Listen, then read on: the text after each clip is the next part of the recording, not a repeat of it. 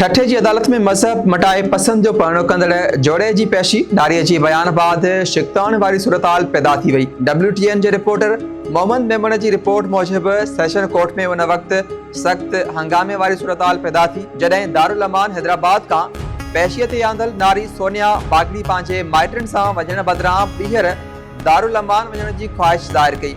First additional session जज ऐं model criminal trial court में नारीअ जे वालिद कंवर बागड़ी जी दरख्वास्त ते ॿुधणी थी।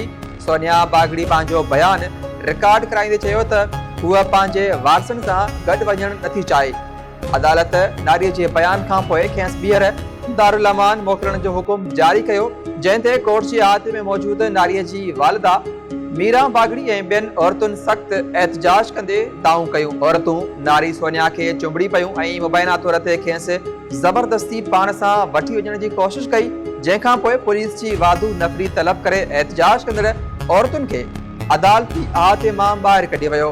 यादि रहे त 20 ॾींहं अॻु गुजूज रहवासी नौजवान इकबाल पंवर सां पसंद जो परणो कंदड़ नारी सोनिया खे अदालत अॻु ई नाबालिग करार ॾेई चुकी आहे। अदालत इकबाल पंवर पारां निकाह नामे तोड़े 11 फरवरी ते नारीअ खे मुसलमान करण वारे अमल खे गैर कानूनी ऐं चाइल्ड मैरिज एक्ट जे ख़िलाफ़ वर्सी करार ॾिनो हो।